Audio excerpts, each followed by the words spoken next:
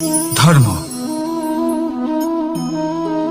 আমরা সকলে ধর্মের বিষয়ে কথা বলি, কখনো নিজের ধর্মের বিষয় আর কখনো অন্যের ধর্মের বিষয়।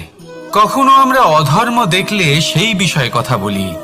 অনেক রকম আলোচনা হয়, কিন্তু এই ধর্ম আসলে কি, সেটা কি কেউ বোঝে? যদি আমি আপনাকে উত্তর দিই, এই উত্তর সরল। ধর্ম হলো তাই যা মানুষকে অন্য মানুষের সাথে, সমস্ত বিশ্ব সংসারের সাথে আনন্দ সহকারে বাঁচতে শেখায়। সেই জন্য আপনি যদি কখনো কোনো ধর্মীয় স্থানে যান, সেই ধর্মীয় স্থানে গিয়ে আপনার শান্তির অনুভূতি হয়, তাই না? কিন্তু দেখুন, ধর্মের জ্ঞান থাকলেই সেই মানুষ ধর্মের পথে চলতে পারবে এমন কোনো কথা নেই। অনেক সময় সম্পর্কে যখন সংঘর্ষ বেড়ে যায়, তখন ইচ্ছের জন্ম হয়, ক্রোধের জন্ম হয়, অহংকারের জন্ম হয়, আর তারপর বিনাশ হয়ে যায় এই ধর্মের। সেই জন্য দ্বিতীয় সবথেকে গুরুত্বপূর্ণ গুণ যা আমার সারথীর মধ্যে থাকা উচিত, তা হলো ধর্মবীর হওয়া। এবার দেখতে হবে সেটাই যে কে হবে সেই ব্যক্তি যিনি এই স্বয়ম্বরে নিজের ধর্মে অটল থাকবেন। কারণ সেই ব্যক্তি এই সংসার থেকে সরে এসে ধর্মের পুনঃস্থাপনের এই মহাকার্যে আমার সারথি হতে পারবেন। তাহলে আসুন আমার সাথে ভালোবেসে বলুন, রাধা রাধা। কর্ম, ধর্ম, জ্ঞান, এই 3 স্তরে অনেক মানুষ পৌঁছতে পারেন। অনেকে এই পরীক্ষা দিয়ে তাতে উত্তীর্ণ হয়ে যেতে পারেন, কিন্তু শিখরে পৌঁছে শাসন তিনিই করতে পারেন যার কাছে এই চতুর্থ গুণটিও থাকে, সমর্পণ। অত্যন্ত গুরুত্বপূর্ণ একটা গুণ এটা। এই সমর্পণ আসলে অত্যন্ত গুরুত্বপূর্ণ। পূর্ণ সমর্পণ দরকার নিজের লক্ষ্যের প্রতি, সমর্পণ নিজের কর্তব্যের প্রতি, সমর্পণ নিজের আত্মার থেকে নির্গত স্বরের প্রতি, সমর্পণ নিজের রথীর প্রতি, অর্থাৎ আমার প্রতি। এবার এই পরীক্ষায় অত্যন্ত কঠিন এক বাঁক আসতে চলেছে, যেখানে সারথীকে সমর্পণের নিরিখে পরীক্ষা করা হবে, আর তাতে উত্তীর্ণ হওয়ার পরেই তার হাতে ধর্ম স্থাপনের রথের রাশ তুলে দেওয়া হবে। দেখা যাক কি হয়। ততক্ষণ আপনি প্রসন্ন থাকুন আর আমার সাথে ভালোবেসে বলুন, রাধা রাধা। যখন একজন ভক্ত এবং তার ভগবান এক আকার ধারণ করেন, যখন একজন ভক্ত নিজের ভগবানের প্রতি, নিজের জীবনের লক্ষ্যের প্রতি সম্পূর্ণরূপে সমর্পিত হয়ে যান, তখন জন্মগ্রহণ করে ভক্তি। আর তখন সংসারের সমস্ত আশা তিনি ত্যাগ করতে পারেন। সমস্ত আশা শেষ হতে পারে, কিন্তু মানুষের সঙ্গ ভক্তি কখনো ত্যাগ করে না। যখন ভক্ত ও ভগবান এক আকার ধারণ করেন, এক হয়ে যান, তখন রথী এবং সারথীর মধ্যে কোনো পার্থক্য থাকে না। তারাও এক হয়ে যান। একটাই ব্যক্তিত্ব, একটাই অস্তিত্ব। আর সেই জন্যই কখনো কখনো রথীর আদেশ ছাড়াই সারথী রথ চালিয়ে দেন, আবার কখনো সারথীর পরামর্শ ছাড়াই রথী আক্রমণ করে ফেলেন। এ তো শুধুমাত্র আরও একটা গুণ সেই সারথীর মধ্যে যিনি ধর্ম স্থাপনার মহান কাজে আমার সারথী হতে চলেছেন। তাহলে আসুন আমার সাথে ভালোবেসে বলুন, রাধা রাধা। ভাগ করে নেওয়া বা বন্টন করা প্রত্যেক মানুষের জীবনে অবশ্যই হয়ে থাকে, আর অনেক সময় এটা জীবনে অতি আবশ্যক হয়ে পড়ে। কিন্তু ভাগ করার মনোকামনা তার থেকেও বেশি গুরুত্বপূর্ণ হলো যে কোন ঘটনার আধারে এই বাটোয়ারা হলো। অনেক সময় এই বাটোয়ারা হলো শান্তির প্রতীক, আবার অনেক সময় এই বাটোয়ারা বিপ্লব ঘটাতে পারে, এমন এক বিপ্লব যা মহাযুদ্ধ ঘটিয়ে দিতে পারে। দেখুন, বাটোয়ারা সম্পত্তির হোক বা হোক ভিক্ষার, শিক্ষা কিন্তু একটাই। জীবনে অনেক সময় বাটোয়ারা দরকার হতে পারে, কিন্তু যতদূর সম্ভব তা এড়িয়ে চলুন, একসাথে মিলে এগিয়ে চলুন। কারণ দেখুন, এই যে বাটোয়ারা ভাগ করে দেয়, আর সেখানেই একতা আপনাকে অগ্রসর করে। তাহলে আপনিও এটাই করুন, একসাথে মিলে সামনে এগোন, আর আমার সাথে ভালোবেসে বলুন, রাধা রাধা। কখনো ভেবে দেখেছেন মানুষকেই এই সংসারে সর্বশ্রেষ্ঠ প্রাণী কেন বলা হয়? অন্য কোনো প্রাণীকে কেন নয়? শুধু কি এই জন্যই আমরা চিন্তা করতে পারি, আমাদের কাছে তীক্ষ্ণ বুদ্ধি রয়েছে, কোনো কিছু আবিষ্কার করতে পারি, সেই কারণেই? তা তো অন্য কোনো প্রাণীর কাছেও থাকতে পারে। এমন কিছু পশুও রয়েছে যাদের কাছে তীক্ষ্ণ বুদ্ধি আছে। তাহলে মানুষ কেন? কারণ মানুষের কাছে এমন কিছু রয়েছে যা অন্য প্রাণীর কাছে নেই। মানবতা। মানবতা যা সর্বপ্রথম এগিয়ে যেতে চাইলেও যদি পথে কেউ ধাক্কা খেয়ে পড়ে যায়, তাকে আগলে রাখতেও জানে। মনে রাখবেন, আপনার সব থেকে বড় পরিচয় আপনার নাম, আপনার সম্পত্তি বা আপনার ধর্মও নয়। আপনার সব থেকে বড় পরিচয় হলো আপনার মানবতা। তাহলে সময় এলে পরে নিজের মানবতার পরিচয় দিন। অন্য মানুষকে সাহায্য করুন, অন্য প্রাণীকে সাহায্য করুন। একা একা পথ চলা হলো পশুদের প্রবৃত্তি। মানুষ হলেন তিনি যিনি অন্যের জন্য প্রাণও দিতে পারেন। মানুষ হলেন তিনি যিনি অন্য মানুষের প্রাণ বাঁচান।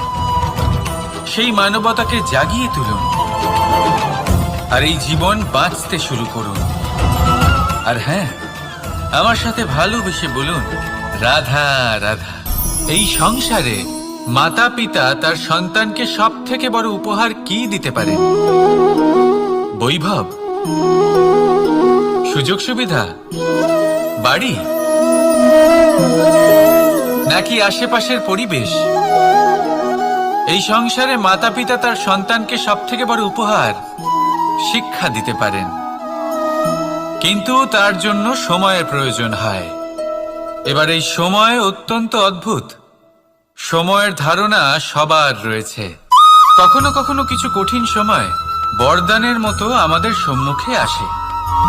এরকম কোনো সমস্যার কথা যদি আমি বলি, যেমন যুদ্ধ, মহামারী, মহা অসুখ, এরকম সময় আমাদের কাছে যথেষ্ট সময় থাকে। এই সময় আমরা চিন্তা করি, ভয়ভীত হই, কে জানে কত সম্পত্তির ক্ষয়ক্ষতি হবে।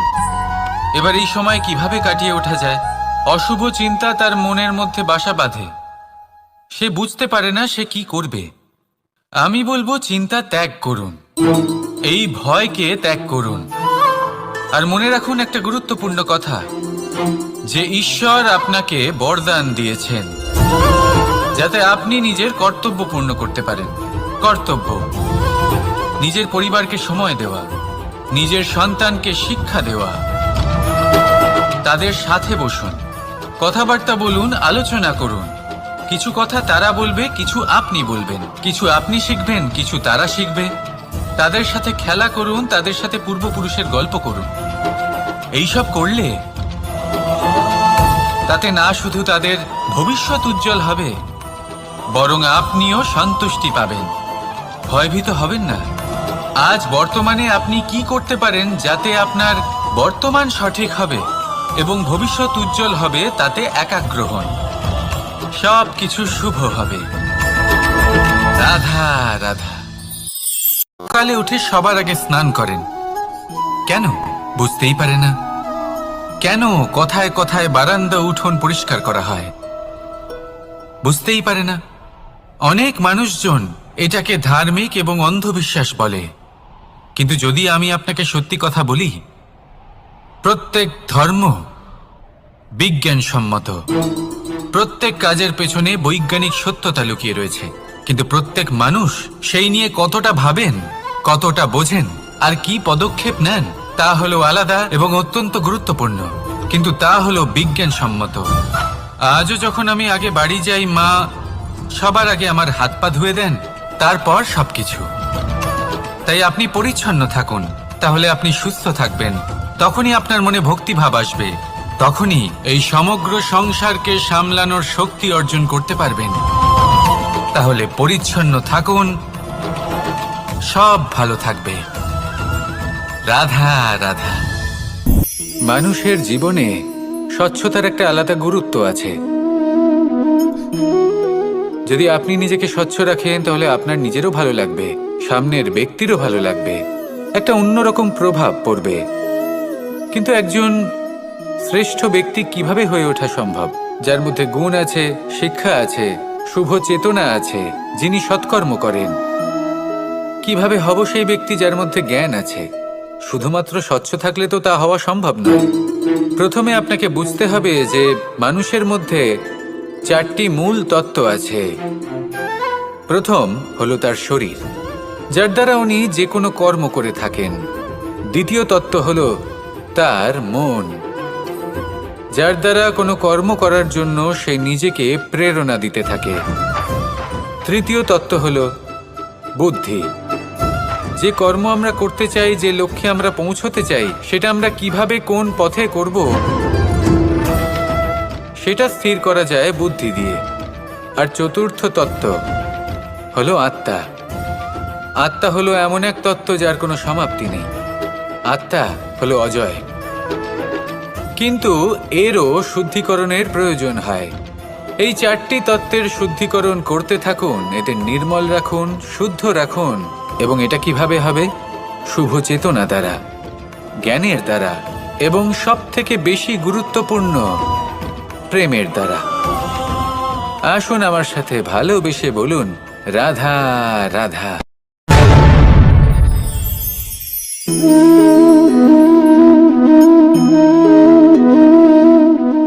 জল এই সংসারের সমস্ত প্রধান তত্ত্বের মধ্যে একটি।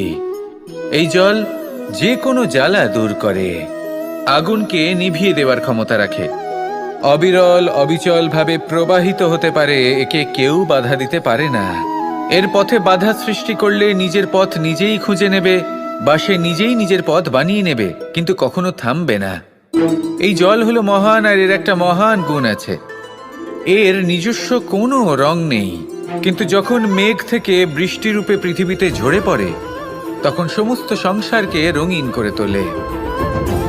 যেখানে খরা হয়েছে সেখানে শ্যামল করে তোলে, যে স্থান শ্যামল সেখানে ভিন্ন ভিন্ন প্রকারের পুষ্প ফুটিয়ে তোলে।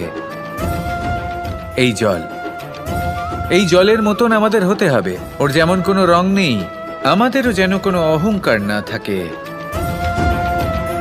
শুধু কর্মের এই ধারাতে বইতে থাকুন, এই সংসারের মঙ্গল করতে থাকুন, শ্রেষ্ঠ কর্ম করতে থাকুন।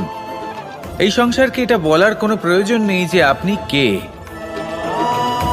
আপনি যদি কর্ম করতে থাকেন তাহলে এই সংসার নিজে থেকেই আপনার মূল্য জানতে পারবে, আর তখন এই মন প্রসন্ন হয়ে বলবে, রাধা রাধা। একদিকে হলো আঙুর আর অন্যদিকে কিশমিশ। দেখতে গেলে এই দুটোই সবারই খুব প্রিয়, শিশু হোক, যুবক হোক, বা কোনো বৃদ্ধ ব্যক্তিই হোক না কেন। আর দেখতে গেলে এই কিশমিশ, এটা আঙুর থেকেই আসে, তারই অন্য একটি রূপ। কিন্তু কখনো হাটে যান আর গিয়ে জিজ্ঞেস করুন যে এই কিশমিশ আর আঙুর, এই দুইয়ের মধ্যে অধিক মূল্য কার? আপনিও নিশ্চয়ই জানবেন যে কিশমিশের মূল্য আঙুরের থেকে অনেক গুণ বেশি। এবার এরকম কেন হয়? এর পেছনে কি কারণ থাকতে পারে? একদিকে হলো সেই আঙুর যা টাটকা অবস্থায় গাছ থেকে পেড়ে খাওয়া যায়, আর অন্যদিকে হলো কিশমিশ যাকে মাসের পর মাস রোদে ফেলে রাখা হয়। একদিকে আঙুর যা কিনা অত্যন্ত রসালো, আর কিশমিশে কোনো রসই নেই। একটি হলো অত্যন্ত কোমল এবং সুন্দর, অন্যটি অমসৃণ এবং তাতে বিন্দুমাত্র সৌন্দর্য নেই, তাও তার মূল্য বেশি। এইসব কেন হয়? এই কারণেই হয় কারণ সেই আঙুর অনেক মাস পর্যন্ত রোদ সহ্য করে থাকে, কষ্ট সহ্য করে থাকে, তবেই সেই আঙুর কিশমিশে পরিণত হয়। এবার জীবনের কড়া রোদ যাকে সহ্য করতে হয়, তার সাথেও এটাই হয়ে থাকে। তারও মূল্য আপনা থেকেই বৃদ্ধি পায়। আপনার জীবনে আপনার গুণ, আপনার প্রতিভা, তা অত্যন্ত গুরুত্বপূর্ণ। কিন্তু যখন আপনি অভিজ্ঞতা লাভ করেন, তখনই সেই অভিজ্ঞতা আপনার গুণ এবং প্রতিভাকে আরও অনেক বেশি শ্রেষ্ঠ করে তোলে। তাই জীবনের কঠোর রোদের মধ্যেও দাঁড়িয়ে থাকাটা শিখে নিন। সাহসের সাথে কঠিন পরিস্থিতির সম্মুখীন হওয়াটা শিখে নিন। ঠিক এইভাবেই অভিজ্ঞতা লাভ করতে হয়। আর এই অভিজ্ঞতা আপনার মূল্য বৃদ্ধি করতেই থাকবে, করতেই থাকবে। আর তখন এই মন প্রসন্ন হয়ে বলবে, রাধা রাধা। জীবনে আমরা সবাই, এই সংসারে প্রত্যেকেই শুধুমাত্র ওপরে উঠতে চায়। এমন কেউ নেই যে নিচে পড়তে চায়। কিন্তু আপনাকে যদি সত্যের সাথে পরিচয় করাই, তাহলে নিচে পড়া অত্যন্ত আবশ্যক। যখন আপনি নিচে পড়েন, তখন সর্বপ্রথম আপনার মনে পড়ে ওপরে যখন ছিলেন, সেই স্থান, সেই সময় এবং তার গুরুত্ব কি ছিল। তার থেকেও বড় শিক্ষা, আপনার যখন পতন ঘটে, তখন আপনি বুঝতে পারেন আপনার আপন কে আর আপনার পর কে। কে আপনার শুভতনকে কখনো ভয় পাবেন না। এটা আপনাকে জীবনের খুব বড় এক শিক্ষা দিয়ে যায়। রাধা রাধা। ব্যক্তি কখন সফল হয়, কখন অসফল, কখন ক্ষতি হয়, কখন লাভ, কখন জয় হয়, কখন পরাজয়, এসব কিসের উপরে নির্ভরশীল? বেশিরভাগ লোকেই বলবেন পরিস্থিতির ওপর। আর সেটা ঠিকও। যদি বাইরে বর্ষার পরিবেশ থাকে, তবে সেখানে বস্ত্র কিভাবে শুকোতে পারে? যদি ঝড়ের পরিবেশ থাকে, তাহলে নৌকা কিভাবে পার করানো যেতে পারে? কিন্তু যদি আমি আপনাকে আসল সত্যি বলি, তাহলে অসফলতার কারণ পরিস্থিতি নয়, সেই পরিস্থিতিকে স্বীকার করে নেওয়া। প্রত্যেকের জীবনে এরকম সময়ে অবশ্যই আসে যখন আমরা চাইলেও পরিস্থিতিকে পাল্টাতে পারি না। পরিস্থিতিকে পাল্টানো অসম্ভব হয়ে ওঠে। এরকম সময়ে একটাই উপায় আছে, পরিস্থিতিকে নয়, মনস্থিতিকে বদলান। আর দেখবেন সবকিছু ভালো হবে। কারণ এই মনস্থিতি আপনার জীবনের সব থেকে বড় সম্বল, সব থেকে বড় সাথী। দেখুন, অপবাদ, অসফলতা প্রত্যেকের জীবনের একটা অংশ অবশ্যই। কিন্তু আপনাকে নিরন্তর চেষ্টা করে যেতে হবে, পুনরায় ঘুরে দাঁড়িয়ে এগিয়ে যেতে হবে, তবেই সফলতা আসবে। যদি এতই সহজ হতো সফল হওয়া, তাহলে সবাই সফল হতো, তাই তো? রাধা রাধা। বন্ধুত্ব, সংসারের সব থেকে বড় সম্পর্ক এই বন্ধুত্ব।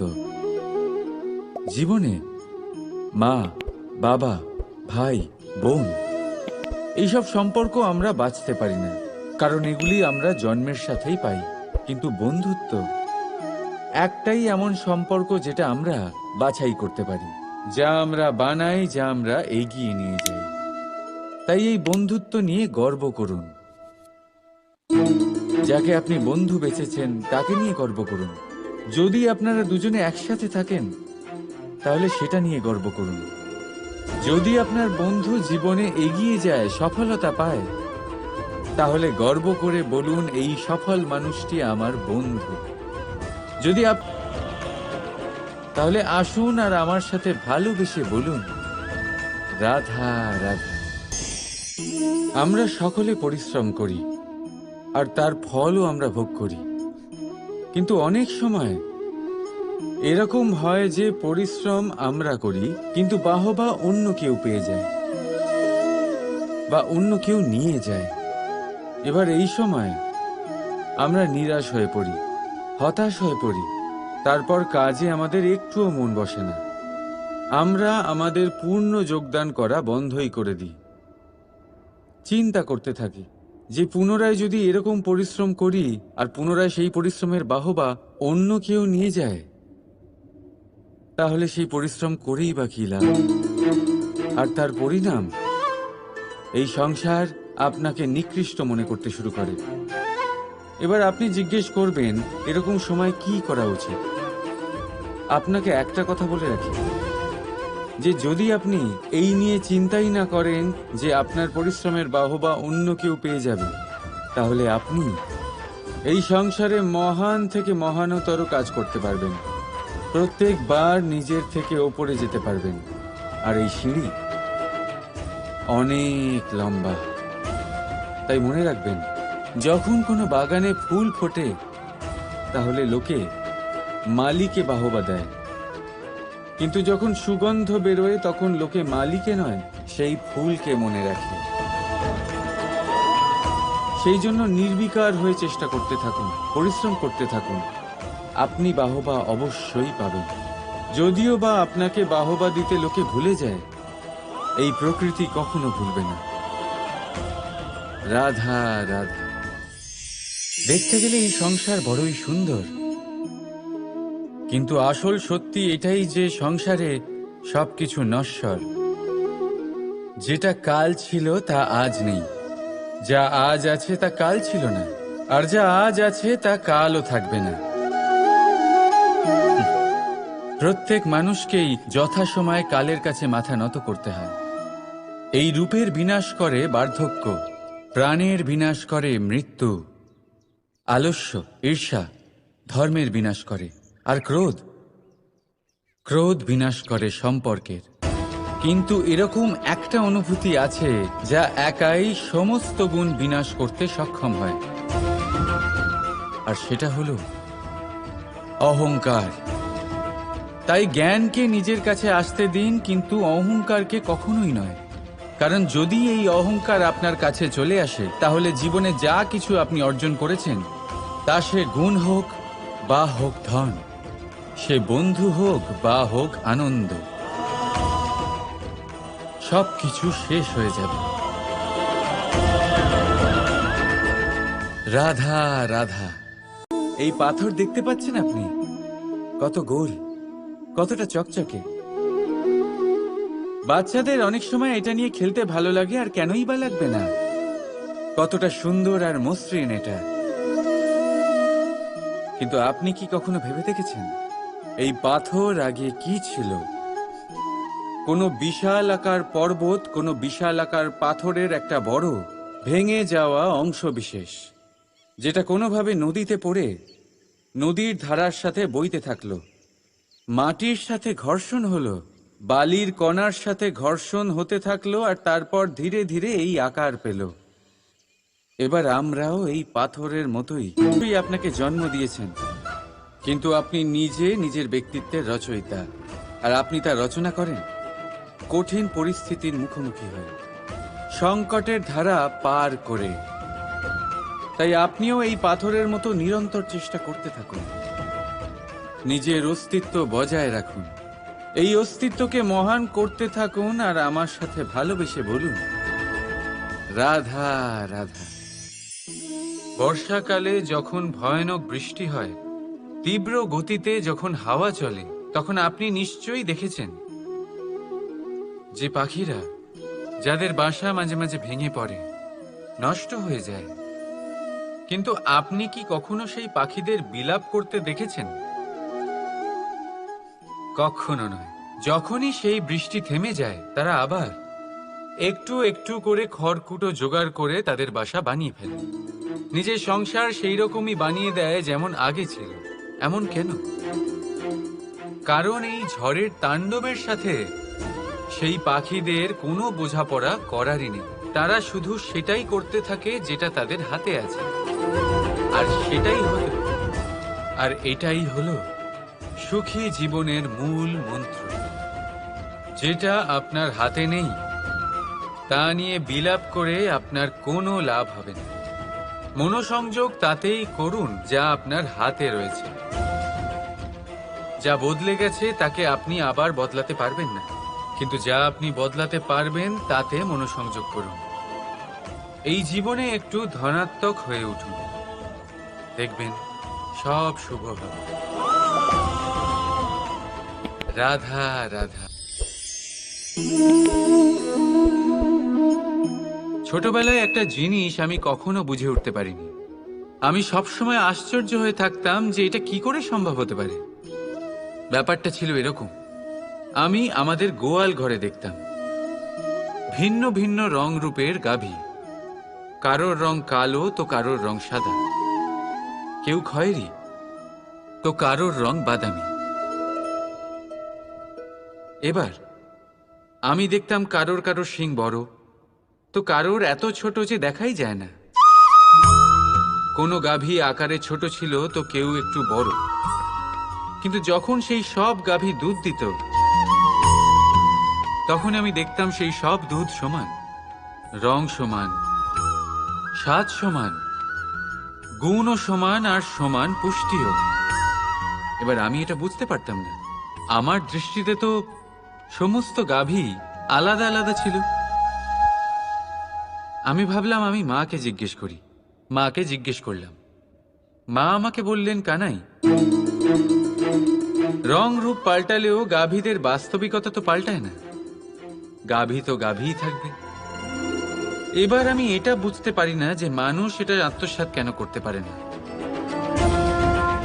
দেখুন, রং, রূপ, জাত, ধর্ম, ভাষা, এই সবের উপরে হলো মনুষ্যত্ব।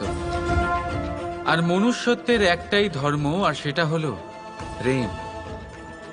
তাই এই প্রেম আপনি সকলের সাথে ভাগ করে নিন। প্রেমের সাথে সকলের সেবা করুন।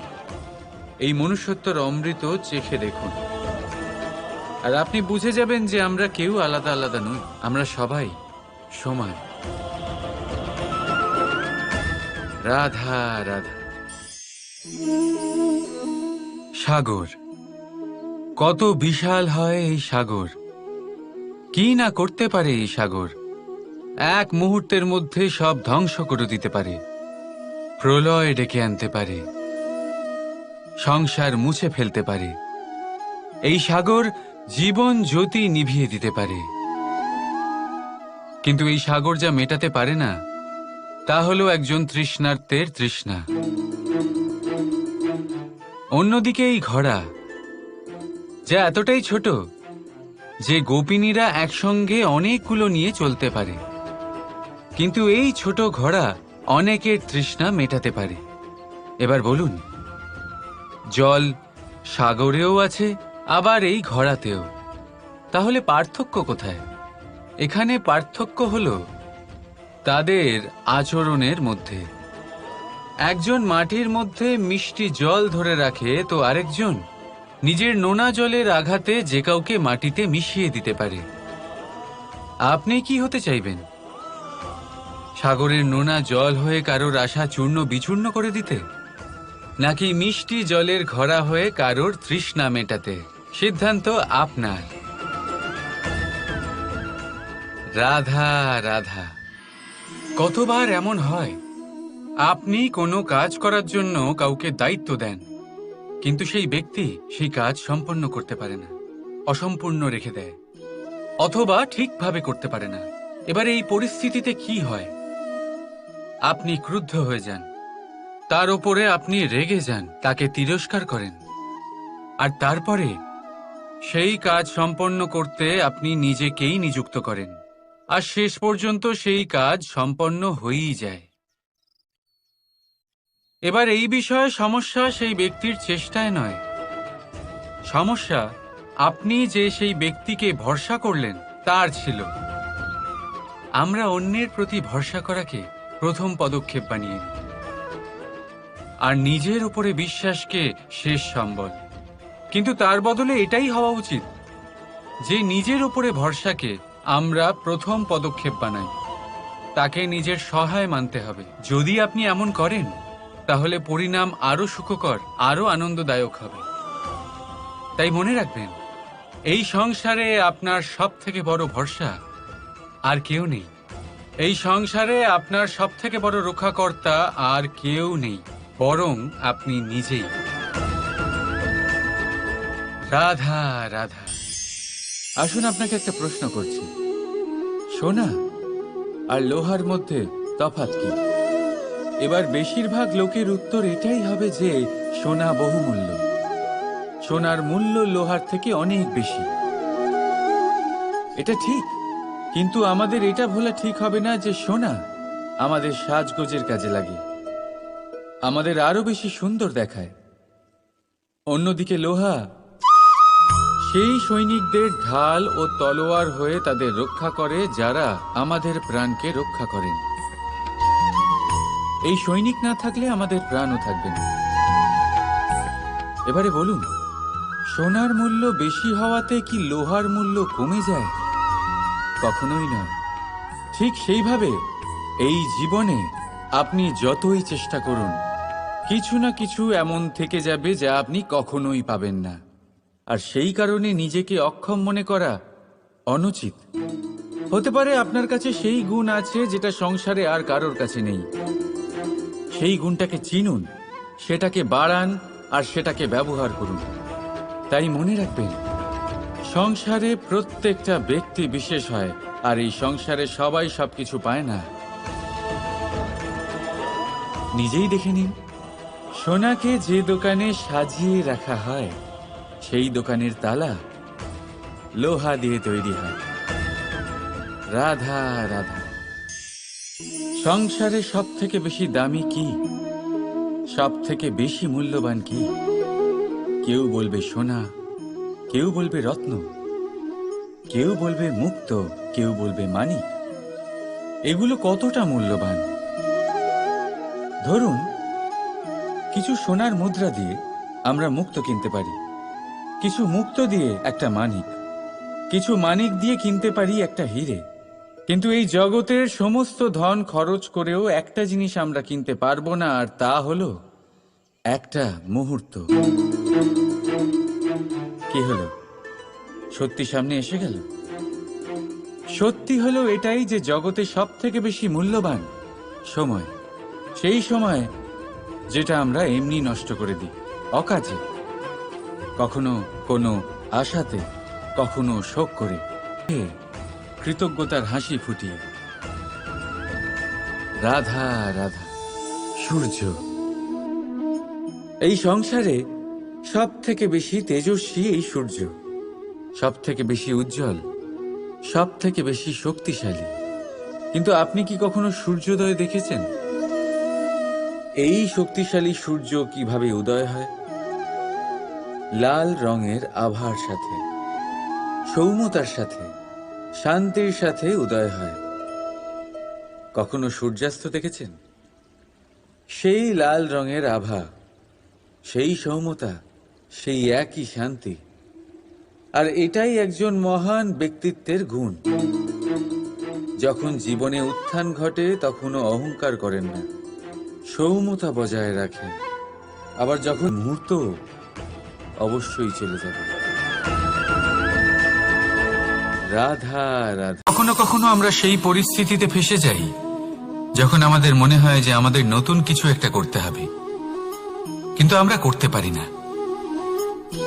কারণ কোথাও না কোথাও আমরা রীতির দ্বারা আবদ্ধ, আর আমরা সেই রীতি ভাঙতে চাই না। কেবল একটাই প্রশ্ন আসে মনে, আশেপাশের মানুষ কি বলবে, আশেপাশের মানুষ কি ভাববে। আপনাকে একটা প্রশ্ন করি, কারা এই মানুষজন? আপনার জন্মের সময় এই মানুষজন কোথায় ছিলেন? যখন আপনি কোনো সমস্যায় পড়েন তখন এই মানুষজন কোথায় থাকেন? এগিয়ে এসে কি আপনাকে সাহায্য করেন, নাকি সেই সমস্যার সমাধান আপনি নিজেই করেন? এইসব মানুষজনের চিন্তা ত্যাগ করুন যদি আপনি জীবনে বাঁচতে চান। ভেবে দেখুন জীবনে কি কি শুভ আছে আর কি কি শুভ করতে পারেন। যদি তা স্রোতের বিপরীতে হয় তাহলে সংঘর্ষ করুন, কিন্তু এইসব মানুষজনের কথা ভাববেন না। ভেবে দেখুন জীবনে আপনি কি কি শুভ কাজ করতে পারেন। এটা ভাবুন যে আপনি কখনো এমন কোনো কাজ করে ফেলেননি তো যার জন্য কারোর হৃদয় আহত হয়েছে। শুভর দিকে নিজের চিন্তা কেন্দ্রীভূত করুন, আপনার জীবনে সবকিছু শুভই হবে।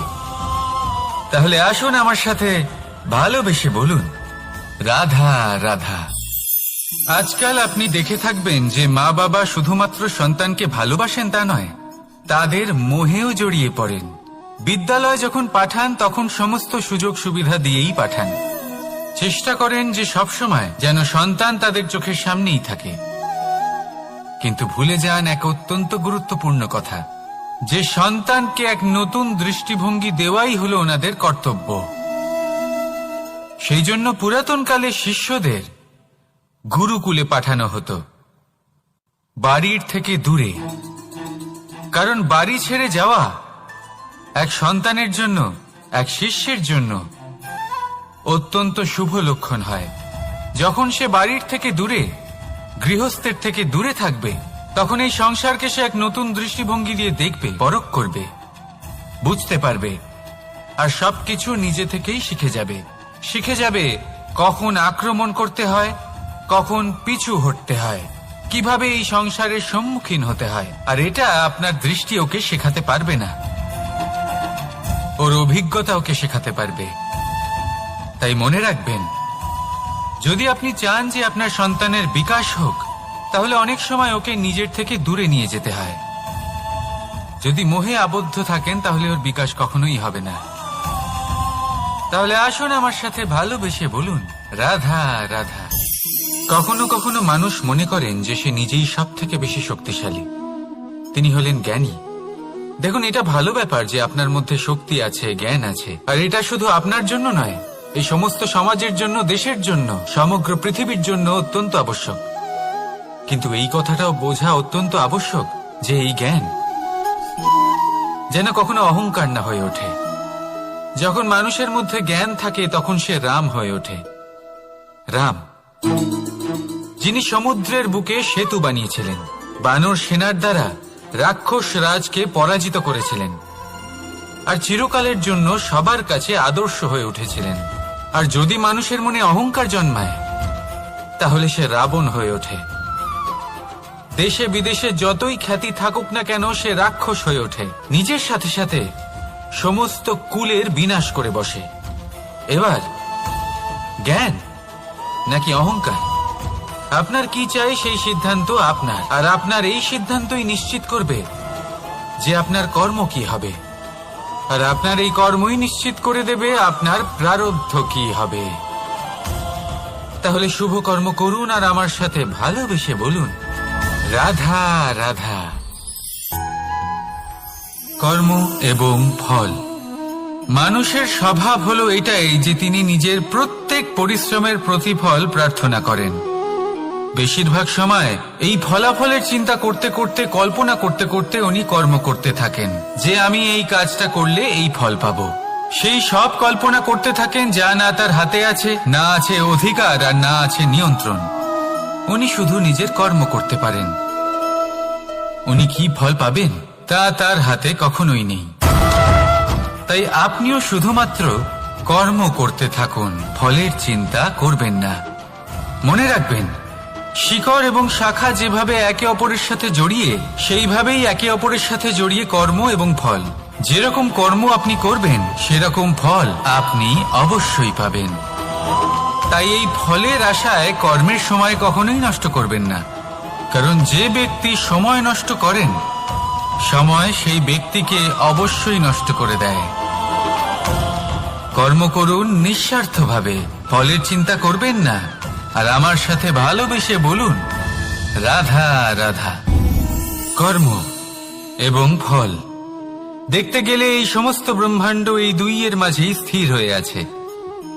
মানুষজন কর্ম করেন ভালো ফল লাভের আশায়, আর ভালো ফল লাভের আশায় উনি এটাই ভুলে যান যে উনি যে কর্ম করছেন তা কি করছেন। আমি বলেছিলাম কর্ম করুন ফলের চিন্তা না করে, কিন্তু কি কর্ম করছেন সেই বিষয়ে ভাবাটাও অত্যন্ত আবশ্যক। নয়তো অনেক সময় আমরা এমন কর্ম করে ফেলি যা না চাইতেও বিষে পরিণত হয়, যা হয়েছে দুঃশাসনের সাথে, দুর্যোধনের সাথে, গুরু দ্রোণের সাথে। একজনের মানসিকতা উচিত ছিল না, একজনের বিবেক উচিত ছিল না, আরেকজন যে পক্ষ নির্বাচন করেছিলেন সেই পক্ষ উচিত ছিল না। আর যা কিছু ওনাদের সাথে হলো, আপনার, আমার, আমাদের সকলের সাথে তা হতে পারে।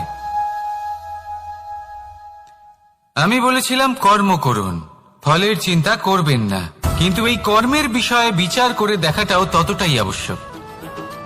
দেখুন, কর্ম করার উচিত প্রক্রিয়া ফলের চিন্তা না করা, কিন্তু যদি আপনার কর্ম শুভ হয় তাহলে তার ফলও নিয়তি আপনাকেই দেবে। সর্বদা কর্ম করার সময় এটা ভাবুন যে আপনার এই কর্ম এই সংসারকে, এই সমাজকে, আপনার পরিবারকে, আপনার আশেপাশের মানুষজনকে কোন দিশায় নিয়ে যাবে। যদি এটা সবার জন্য মঙ্গলময় হয় তাহলে কর্ম করতে থাকুন। আর হ্যাঁ, নিশ্চিত রূপে ফলের চিন্তা করবেন না। আসুন আমার সাথে ভালোবেসে বলুন, রাধা রাধা। বটবৃক্ষের বীজ সর্ষের দানার থেকেও ছোট হয়, কিন্তু যখন তা নিজের রূপ ধারণ করে তখন তা বিশাল বৃক্ষের আকার ধারণ করে, যা সহস্র বছর ধরে বেঁচে থাকে, ছায়া প্রদান করে, পাখিদের আশ্রয় প্রদান করে, আর দেয় পথচারীদের বিশ্রাম করার স্থান। কেন? কারণ সেই ছোট বীজ তা মাটির ভেতরে গিয়ে নিজের খোলস ত্যাগ করে। অন্ধকারে থাকে সে, যতই আলো আসুক না কেন, যতই বর্ষা আসুক না কেন, সব সহ্য করে। আর তারপরে একটা চারা গাছ অঙ্কুরিত হয়, তারপর ধীর গতিতে একটা বিশাল বৃক্ষতে পরিণত হয়। দেখুন, জীবনে কঠিন সময় আসে, এই জন্য নয় যে আপনি হার মেনে নেবেন, এই জন্য আসে যাতে আপনি ভবিষ্যৎ নির্মাণের জন্য নিজেকে তৈরি করতে পারেন। যদি কঠিন সময়ে আপনি ওই বীজের মতো দৃঢ় হয়ে থাকতে পারেন, তাহলে আপনিও একদিন সেই বিশাল বৃক্ষের মতো নিজের অস্তিত্ব গড়ে তুলতে পারবেন, যা সহস্র বছর পর্যন্ত মনে রাখা হবে। আসুন আমার সাথে ভালোবেসে বলুন, রাধা রাধা। এই ব্রহ্মাণ্ড কত বৃহৎ, তাই না? যার সম্মুখে এই পৃথিবীকেও একটা বিন্দুর মতো মনে হয়। আর এই পৃথিবীতে আমরা কে হই, আমাদের আকার কিরকম, আমাদের অস্তিত্বই বা কি? যখন আমরা এভাবে ভাবি তখন মনে হয় আমরা কিছুই নই। তা আমরা যখন কিছুই নই, তাহলে আমরা এত চিন্তা করি কেন? কি ভেবে ভয় পাই? কাকেই বা এত ভয় পাই? কে আমাদের মারতে পারে আর কেই বা আমাদের জন্ম দেবে? আত্মার আসলে না কখনো জন্ম হয় আর না কখনো মৃত্যু। আত্মা শুধুই শরীর বদল করে। আপনি, আমি, আমরা সকলে এই শরীর নয়, আমরা হলাম আত্মা, যা হলো পরম আত্মার পরম অঙ্গ। সেই জন্য মনে রাখবেন, বাইরের কোথাও দেখবেন না, নিজের অন্তরের গভীরে গিয়ে দেখুন, আত্মাকে উপলব্ধি করতে শিখুন। ক্লেশ, ভয়, চিন্তা, এই সব কিছুর থেকে নিজেকে দূরে রাখুন, তাহলেই উপলব্ধি করতে পারবেন পরমাত্মাকে। তাহলে আসুন আমার সাথে ভালোবেসে বলুন, রাধা রাধা। পরিবর্তন এই সংসারের শাশ্বত নিয়ম। কোন রাজা নেই যিনি চিরকাল রাজা থাকেন, কোন ধনী ব্যক্তি নেই যিনি চিরকাল ধনী থাকবেন। এই সংসারে সূর্যের স্থান নেওয়ার জন্য চন্দ্রিমার আগমন ঘটে। কোন স্থান যাকে পতিত বলা হয়েছিল, সেখানে মহল তৈরি হয়েছে। কোন স্থান যাকে আজ মলিন বলা হয়েছে, কাল সেখানে মন্দিরও স্থাপন হতে পারে। কোন ঋতু চিরকালের জন্য থাকে না, কখনো সময় চিরকাল একরকম থাকে না। আজ যা আপনার কাছে রয়েছে, কাল অন্য কারোর ছিল। আজ যে আপনার কাছে রয়েছে, কাল তা অন্য কারোর কাছে চলে যাবে। আপনার সাথে কিছু থাকলে তা হলো আপনার কর্ম, কিন্তু সেই কর্মের পরিণামও আপনার নয়। আপনি শুধু কর্ম করুন, বাকি সবকিছুই পরিবর্তনশীল। কিন্তু সেই পরিবর্তনকে দেখে ভয় পাওয়ার প্রয়োজন নেই, তাকে স্বাগত জানান। যদি আপনি হাসি মুখে সেই পরিবর্তনকে স্বাগত জানান, তাহলে এই পরিবর্তনও হাসি মুখে আপনার সাথে থাকবে। আসুন আমার সাথে ভালোবেসে বলুন, রাধা রাধা। সঞ্চয়। মানুষের যখন থেকে বোধবুদ্ধি হয়, সঞ্চয় করতে আরম্ভ করে দেন। সঞ্চয় করতে থাকেন ভোজনের, সঞ্চয় অর্থের, সঞ্চয় শক্তির। নিজের জন্য করেন, নিজের পরিবারের জন্য করেন, নিজের স্ত্রীর জন্য করেন, সন্তানের জন্য করেন, সন্তানের সন্তানের জন্য সঞ্চয় করেন। সঞ্চয় করার জন্য ওনার কাছে অনেক কারণ রয়েছে, কারণ উনি এটা ভাবেন যে এই সঞ্চিত শক্তির জন্য কেউ ওনার কোনো ক্ষতি করতে পারবে না। মানুষ ভুলে যান একটা গুরুত্বপূর্ণ কথা, এই সত্য, উনি এই সংসারে খালি হাতেই এসেছিলেন, আর এখান থেকে ওনাকে খালি হাতেই যেতে হবে। যা এখানকার তা এখানেই থেকে যাবে। আর যদি কিছু ওনার সাথে যায়, তা হলো ওনার কর্ম, আর কিচ্ছু নয়। তাই যদি কিছু অর্জন করতে চান, তাহলে শুভ কর্ম অর্জন করুন, আত্মশক্তি অর্জন করুন, কারণ পরলোকে এটাই হবে আপনার সম্পত্তি। তাহলে কি এটা আপনি অর্জন করতে চান না? আসুন আর আমার সাথে ভালোবেসে বলুন, রাধা রাধা। সদিচ্ছা। দেখতে গেলে 3 অক্ষরে তৈরি এই শব্দ, কিন্তু সমস্ত ত্রিলোক তার উপরেই আধারিত। আপনি এই সংসারে এসেছেন, তখন অবশ্যই শ্বাস নেবেন, কিন্তু তার বদলে আপনাকে কিছু তো দিতেই হবে। আপনার উপর নির্ভর করছে আপনি কি দেবেন। কি দেবেন এই সংসারকে, এই সমাজকে, নিজের পরিবারকে, আর তার বদলে কি নেবেন? যশ নাকি অপযশ? দেখুন, এক ছিল রাবণ, যে কিনা সমুদ্র পার করলো সীতাকে অপহরণ করার জন্য, আর এক ছিলেন রামচন্দ্র, যিনি সমুদ্র পার করেছিলেন, সেতু বানিয়ে গিয়েছিলেন সীতাকে ফিরিয়ে নিয়ে আসার জন্য। দুজনেই সমুদ্র পার করেছিলেন, শুধু পার্থক্য ছিল সদিচ্ছাকে বোঝার, লক্ষ্যের। অনেক মানুষের যাত্রা একরকম হতেই পারে, কিন্তু আনন্দ তখনই লাভ করবেন যখন লক্ষ্য শুভ হবে, মহান হবে। এই লক্ষ্য দিয়ে এই সংসারের কল্যাণ হবে এবং মানুষের সম্মান হবে। যদি আপনার সংকল্প উচিত হয়, তাহলে আপনার লক্ষ্য উচিতই হবে, নয়তো শুধুমাত্র বিনাশ হবে। আর উচিত এটাই হবে যে বিনাশের হাত থেকে যেন নিজেকে বাঁচানো যায়, কি বলেন? তাই জীবনে যে লক্ষ্য স্থির করছেন, মনে রাখবেন তা যেন শুভ লক্ষ্য হয়। যদি এরকম হয়, তাহলে আপনার যাত্রা, আপনার জীবন দুটোই শুভময় হবে। আসুন আর আমার সাথে ভালোবেসে বলুন, রাধা রাধা। সুরক্ষা। এই সুরক্ষা আসলে কি? এটা কি কোনো কবচ নাকি কোনো সীমা? এই সুরক্ষা আসলে অন্য কিছু। আমাদের মাতা পিতা, আমাদের প্রিয়জন, আমাদের বন্ধু, এই সমাজ, আমাদের শুভাকাঙ্ক্ষী, আমাদের আত্মীয়, এনারা সবাই আমাদের জীবনে কোনো না কোনো ভাবে সুরক্ষা দিয়ে থাকেন, একটা কবচ দিয়ে থাকেন কোনো না কোনো রূপে।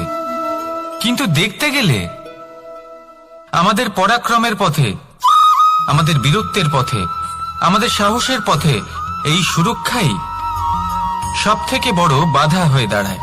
একবার ভেবে দেখুন, যদি আপনি কোনো সুরক্ষাই না পান, বা যদি আপনি এই সুরক্ষা ভেঙে বাইরে আসতে পারেন, তাহলে আপনার বীরত্ব চরম সীমায় পৌঁছে যায়। কেন? কারণ তখন আপনি জানেন যে এই সংসারের সম্মুখীন আমাদের নিজেদেরই হতে হবে। আপনি বুঝে যান যে শত্রুর সম্মুখীন এবার নিজের বলের দ্বারা, নিজের পরাক্রমের দ্বারা, নিজের সাহসের দ্বারা করতে হবে। আর তখন আমাদের মনের মধ্যে এই শক্তি জাগ্রত হয়। এই শক্তি অন্তরেই বসবাস করে। শুধু এটা চিনে নিতে হবে, একে জাগ্রত করতে হবে, আর এটা সুরক্ষা ভেঙে যাওয়ার পরেই সম্ভব হয়। আর যারা নিজের শক্তি সম্পর্কে জানেন, যিনি নিজেই জানেন তিনি কতটা শক্তিশালী, তিনি নিজেই নিজের সুরক্ষা কবচ চিরকালের মতো ভেঙে ফেলে দেন, ঠিক কর্ণের মতো। আর তারপরে দেখুন, আপনার পরাজয় হোক বা বিজয়ী হোক না কেন, সেটাই অনেক বড় হয়, সেটাই প্রশস্ত হয়ে থাকে। সেই জন্য ত্যাগ করুন নিজের ভয়কে, নিজের আশেপাশের এই সুরক্ষা চক্রকে ভেঙে ফেলুন, আর সম্মুখীন হন এই সংসারের নিজের শত্রু সম্মুখীন হন। পরাক্রমের এই অঙ্কুর, তা অঙ্কুরিত হওয়ার জন্য বীজের উপরের এই কবচ, এটা ভেঙে যাওয়া অতি আবশ্যক। আসুন আমার সাথে ভালোবেসে বলুন, রাধা রাধা। যখন আমরা হাঁটতে থাকি আর আমাদের পায়ে কাঁটা বিঁধে যায়, তখন মুখ দিয়ে আহ বেরিয়ে আসে, কান্না চলে আসে, আর অনেক সময় অভিশাপও বেরিয়ে আসে। কিন্তু আমরা কি কখনো এটা এইভাবে দেখেছি, এইভাবে ভেবেছি যে আমরা যে পথে চলেছি সেই পথে কাঁটা বিঁধেছে, নাকি আমরা সেই পথ নির্বাচন করেছি যাতে শুধুই কাঁটা রয়েছে? নাকি আমরা এভাবে ভেবে দেখেছি যে এই কাঁটা আমাদের কষ্ট দিতে এসেছে, নাকি এটা আমরাই বিছিয়ে রেখেছিলাম? সাবধান থাকা উচিত ছিল, কারণ কাঁটা বিঁধলে যন্ত্রণা হবে, চিৎকার করে ফেলতে পারি, মুখ থেকে অভিশাপও বেরিয়ে আসতে পারে। কিন্তু এই অভিশাপ শুধুমাত্র আমাদের তরফ থেকে অভিশাপ হয়, সামনের ব্যক্তিটির ওপরও নির্ভর করে। এবার সেই ব্যক্তি যদি এমন হয় যে ফুল আর কাঁটা এই দুই সমানভাবে গ্রহণ করতে পারে, তার কাছে অভিশাপও বরদানে পরিণত হয়। শেষ পর্যন্ত ব্যাপারটা দাঁড়ায় ভাবনা, চিন্তা, দৃষ্টিভঙ্গির ওপর।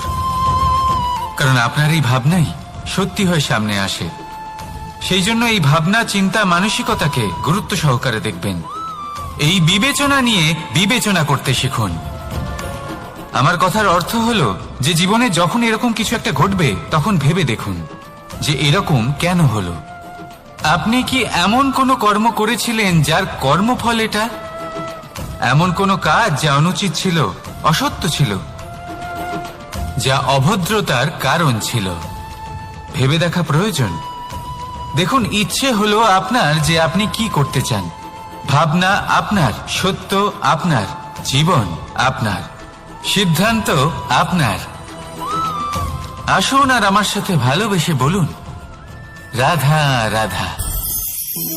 সময়, এই সময় আসলে কি? এই সময় একটা সরল রেখা তো কখনোই নয়। সময় হলো একটা চক্র, যেখানে এর আদি সেখানেই হলো এর অন্ত, আর যেখানে তা শেষ হয় সেখান থেকেই তার শুরু হয়। এই সময় একটা অত্যন্ত বিচিত্র চিন্তা, বিচিত্র ভাবনা, একটা বিচিত্র বস্তু যা কেউ বুঝতে পারেন না। এই সময়ের লীলা, এর কোনো প্রমাণ নেই, কোনো জ্ঞান নেই, কোনো পরিমাপ নেই। শুধু এটুকু আমরা জানতে পারি, যেখানে শেষ হবে সেখান থেকে একটা নতুন সূচনাও হবে।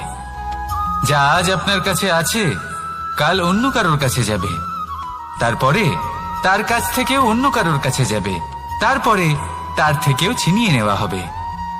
এই নিয়তির একজনের কাছ থেকে অন্যজনের কাছে আদান প্রদানের এই সময় হলো আপনার সময়। এই সময়ের সদ্ব্যবহার করুন, এই সময়কে বাঁচুন। আপনাকে শুধু এটাই সুনিশ্চিত করতে হবে যে আপনি কোন পক্ষে আছেন। আর সত্যি বলতে কি, আপনার জীবনের পরিণাম নির্ভর করে আপনার নির্বাচনের ওপর। আপনি কোন পক্ষ নির্বাচন করছেন। তাহলে মনে রাখবেন, জীবনে সেই পক্ষই নির্বাচন করবেন যা চয়ন করার পরে আপনি সুখ অনুভব করবেন, আপনি সন্তোষ লাভ করবেন, প্রসন্নতা লাভ করবেন। আর আমি এটাই সুনিশ্চিত করব যে এই পক্ষ যেন শান্তির পক্ষ হয়, এই পক্ষই যেন প্রেমের পক্ষ হয়। তাহলে চিন্তা করবেন না। বলে আসুন আর আমার সাথে ভালোবেসে বলুন, রাধা রাধা।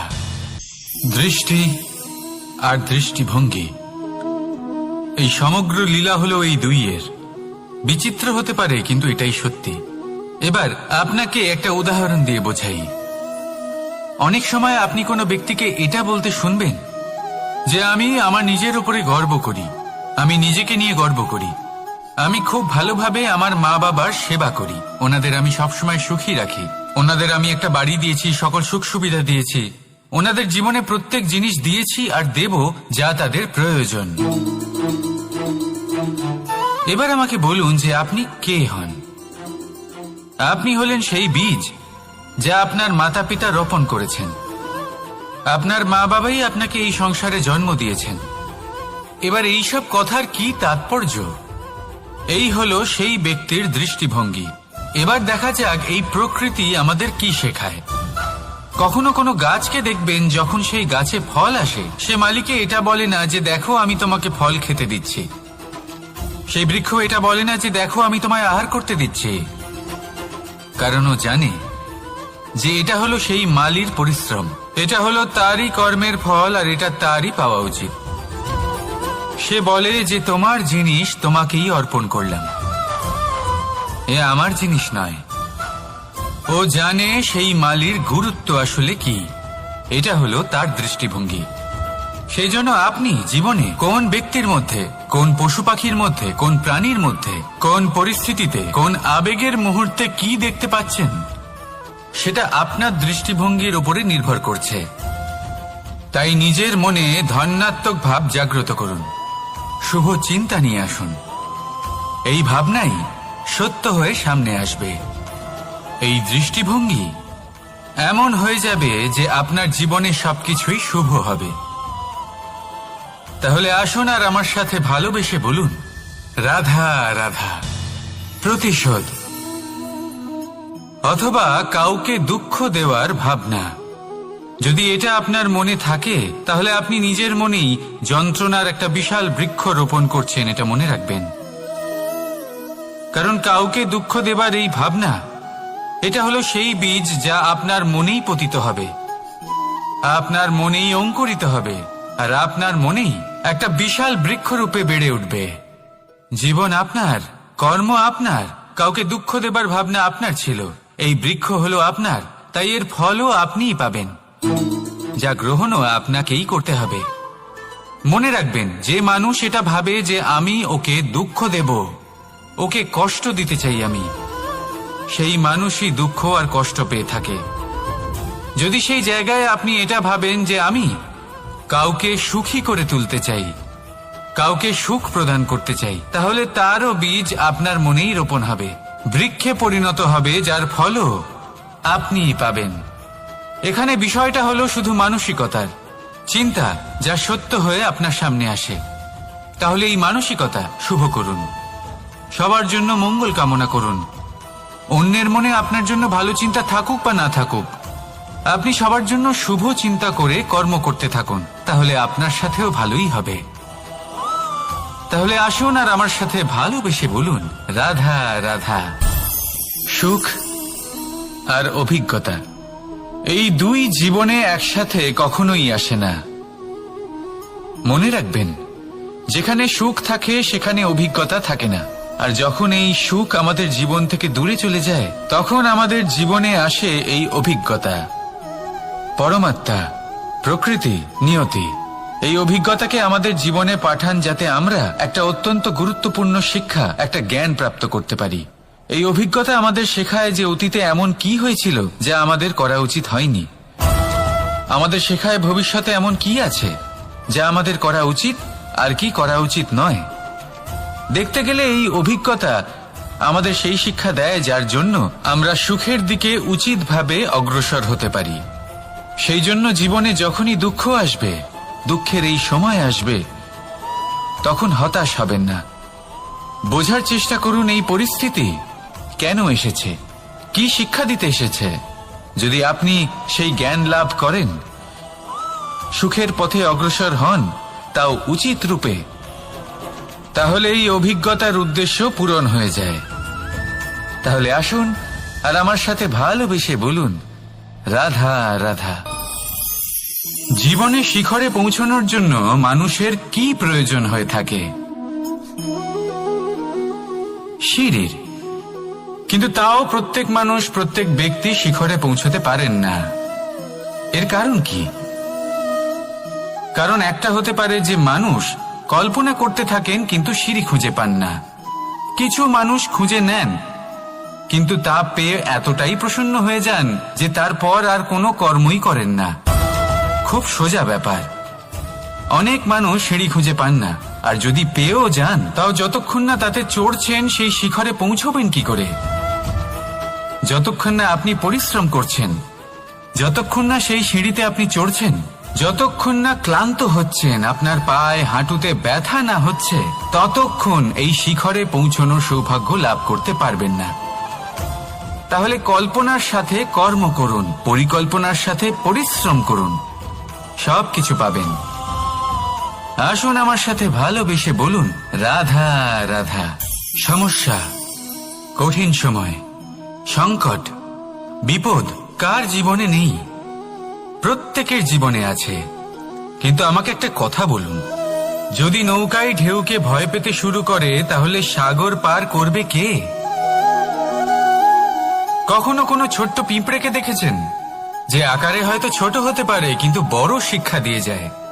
কিন্তু আমরা শিখি না। এবার দেখুন একটা পিঁপড়েকে যে ভোজনের খোঁজে বাইরে বের হয়, একটা ছোট্ট দানা তুলে নেয়। ছোট দানা তোলে কারণ তার থেকে বেশি সে তুলতেই পারবে না।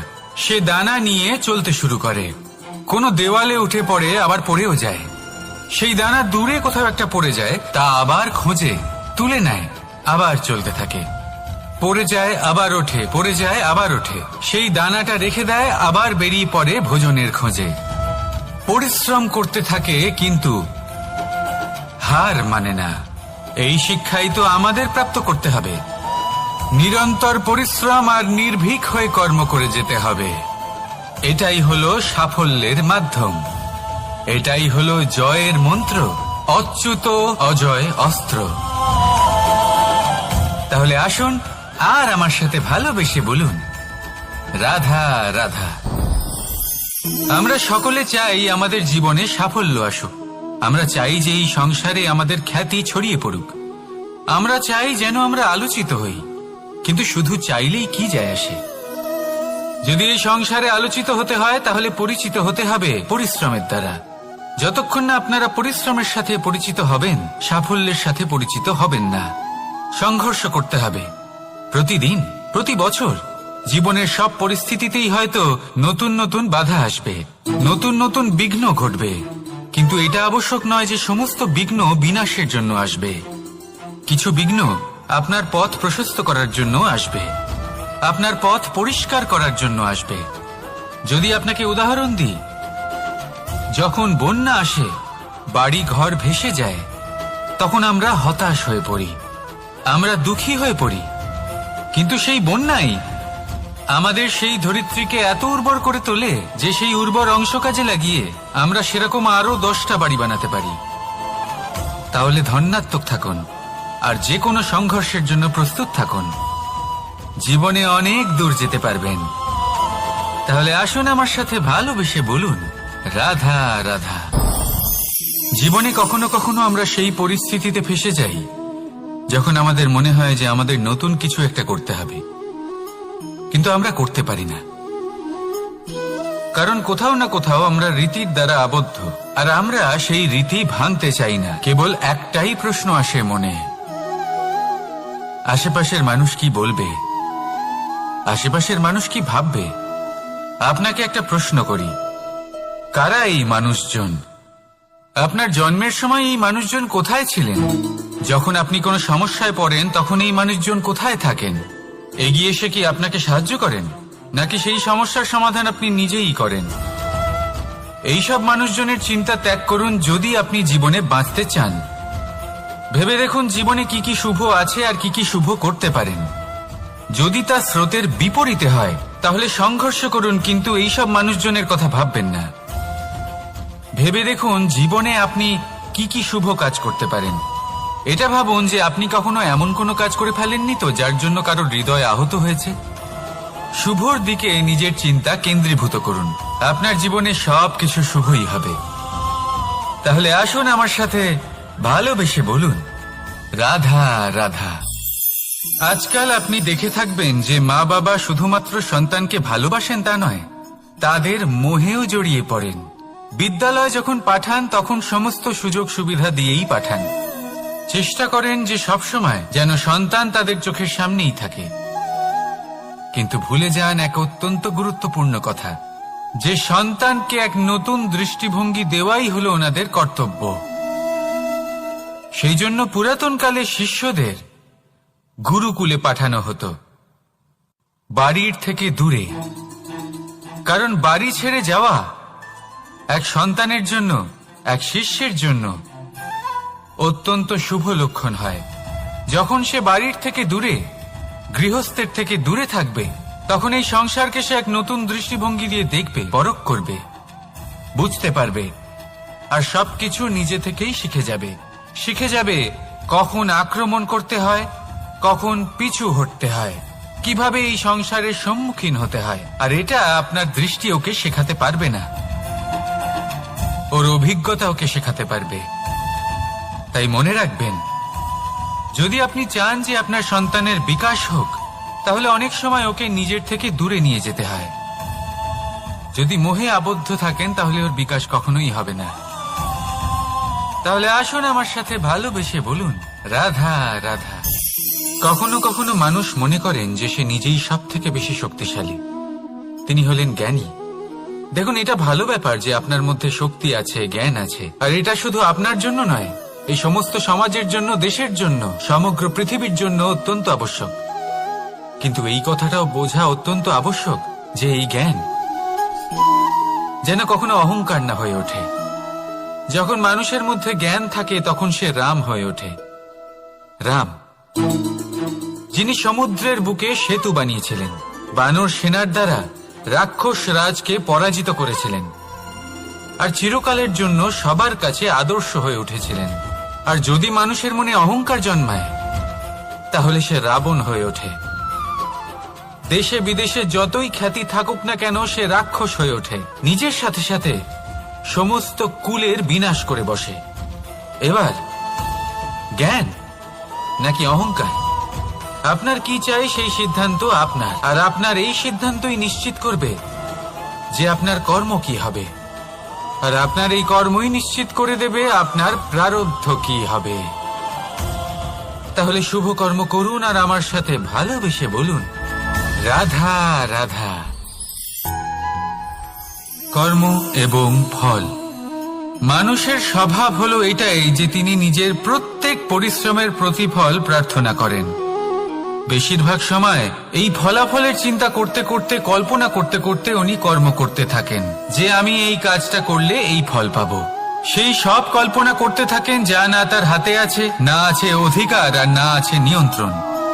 উনি শুধু নিজের কর্ম করতে পারেন। উনি কি ফল পাবেন তা তার হাতে কখনোই নেই। তাই আপনিও শুধুমাত্র কর্ম করতে থাকুন, ফলের চিন্তা করবেন না। মনে রাখবেন, শিকড় এবং শাখা যেভাবে একে অপরের সাথে জড়িয়ে, সেইভাবেই একে অপরের সাথে জড়িয়ে কর্ম এবং ফল। যেরকম কর্ম আপনি করবেন সেরকম ফল আপনি অবশ্যই পাবেন। তাই এই ফলের আশায় কর্মের সময় কখনোই নষ্ট করবেন না, কারণ যে ব্যক্তি সময় নষ্ট করেন, সময় সেই ব্যক্তিকে অবশ্যই নষ্ট করে দেয়। কর্ম করুন নিঃস্বার্থভাবে, ফলের চিন্তা করবেন না, আর আমার সাথে ভালোবেসে বলুন, রাধা রাধা। কর্ম এবং ফল। দেখতে গেলে এই সমস্ত ব্রহ্মাণ্ড এই দুইয়ের মাঝেই স্থির হয়ে আছে। মানুষজন কর্ম করেন ভালো ফল লাভের আশায়, আর ভালো ফল লাভের আশায় উনি এটাই ভুলে যান যে উনি যে কর্ম করছেন তা কি করছেন। আমি বলেছিলাম কর্ম করুন ফলের চিন্তা না করে, কিন্তু কি কর্ম করছেন সেই বিষয়ে ভাবাটাও অত্যন্ত আবশ্যক।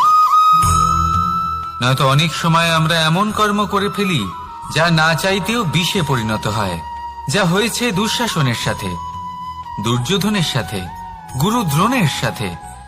একজনের মানসিকতা উচিত ছিল না, একজনের বিবেক উচিত ছিল না, আরেকজন যে পক্ষ নির্বাচন করেছিলেন সেই পক্ষ উচিত ছিল না।